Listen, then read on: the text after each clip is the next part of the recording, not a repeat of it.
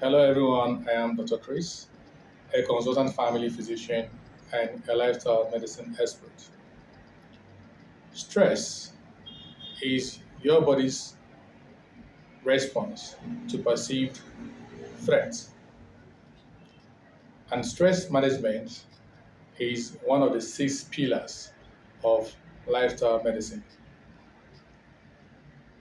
Proper stress management is crucial as chronic stress has been linked to many adverse health conditions like high blood pressure, obesity, diabetes, heart disease, stroke, poor immune function, mental health conditions like anxiety and depression. No one is immune to stress.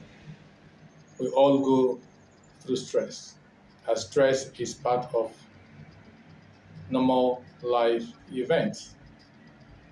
We all go through stress ranging from the stress of a busy career to that of caring for a sick loved one or to that of navigating through life's daily challenges. So, stress is part of our lives. Stress is not something you could avoid or run away from. Hence, it is important to learn how to manage it properly to avoid its adverse health effects. Now, what are the types of stress? Stress comes in different forms, including emotional or mental stress, physical stress, social stress, environmental stress, and even financial or economic stress. It is important to learn how to navigate or manage this stress properly. For emotional stress, we can manage emotional stress through what we call the feelings model. The feelings model states that how we feel, our emotions are not dependent on the events of life because the events of life are constant. Nothing is new under the sun. Good and bad things happens every day. But what's important, what is key in this model is our interpretation of the events of life. When you interpret the events negatively, it will lead to negative emotions, which eventually will lead to negative behavior, and the cycle continues. I will give you an example of a scenario to illustrate and portray the feeling model. Take, for instance, two persons, person A and person B. Person A, let's say person A has just lost his job, and that is an example of a life event. Now he comes home to his home. His wife serves him dinner. He sits down and eats like nothing happened.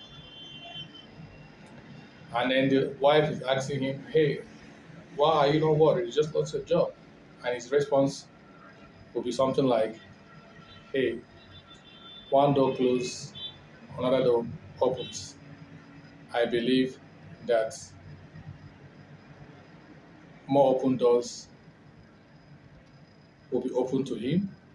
That as this door has closed, maybe he believes that God will open another door for him, which will even be better than his previous job." And that is his interpretation of the events.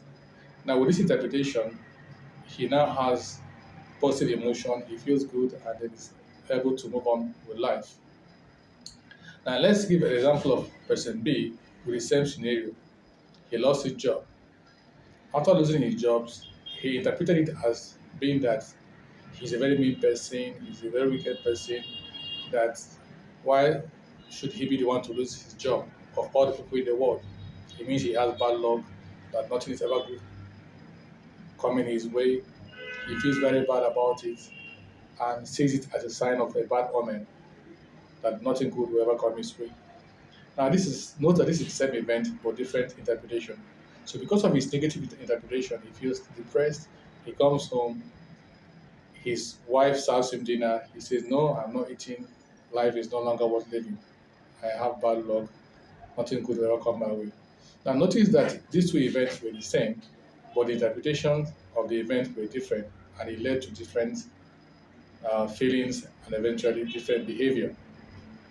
So, what this model is trying to teach us is to remember that life events are constant.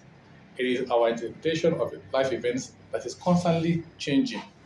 Hence, if we learn to interpret life events positively, it will lead to us having a positive emotion and also leading to us having positive behavior. So this model is called the feelings model, and is a very good way to manage and cope with emotional or mental stress.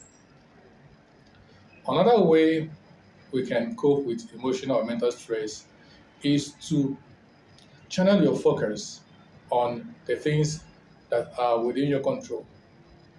You have to realize that in the event of life are divided into two. You have events that are within your control and those events that are out of your control.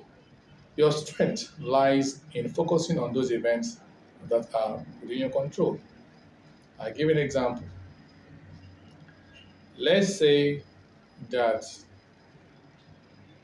someone talks bad about you or gossip about you,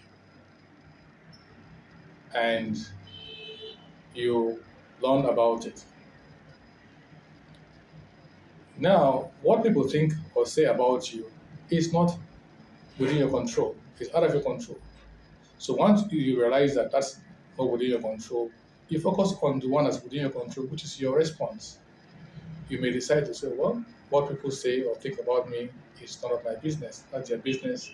And you move on with your life. Now, this way of focusing on your own response help you to better manage stress.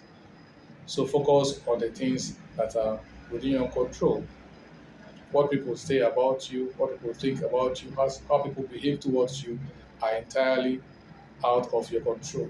But how you respond to what people say or what people do is within your control. If someone treats you poorly, it is out of your control. But you can choose to respond by either walking away, or if you're in a situation where you cannot walk away, you can practice what we call the gray rock approach, where you do not internalize what they say or give meaning to what they say. You just ignore them. So this is another way to cope with emotional or mental stress. Now, how about physical stress? Physical stress is stress resulting from injury or disease.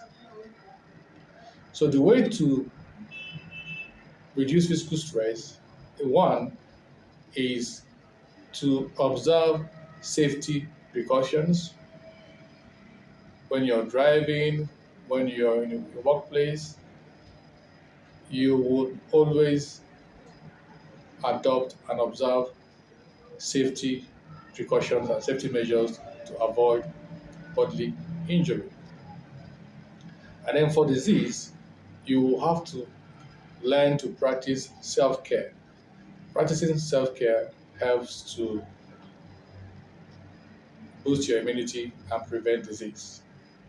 You can practice self care by optimizing your diet, optimize your nutrition, eat well, healthy, balanced diet, avoiding junk food and unhealthy food and harmful substances. Also, optimizing your self-care also involves physical activity. You be involved in physical activity or exercise. Then, thirdly, you also try to rest.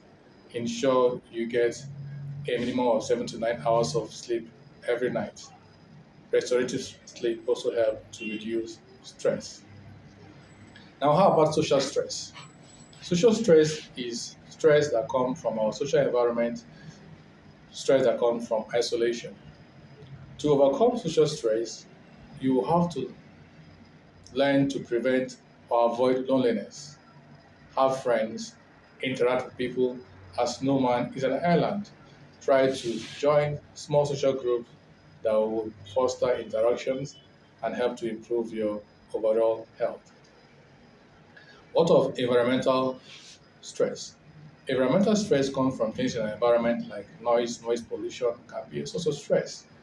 So you can avoid that by staying away from noisy environments or using earmuffs to reduce the noise entering your ear if you're in an environment where you cannot walk away from the source of the noise. Also, another source of environmental stress will include poor environmental sanitation. Staying in an unsanitary environment increases your risk of getting infections and disease conditions. So you want to maintain your environment, maintain good environmental sanitation, and also maintain good personal hygiene. This helps to reduce environmental stress. Now, how about financial stress? Financial stress or economic stress comes from stress that reduces your purchasing power. So, one of the ways to deal with financial stress is for you to diversify your sources of income. You can learn a new skill or start up a new business, and also learn to be frugal with your income. Live within your means. Living above your means is one of the major causes of financial stress. Now, if you learn to manage stress properly, it will help to improve your overall health and improve longevity. Thank you for watching. Please do not forget to like, share, and subscribe for more healthy lifestyle tips like this. Thank you.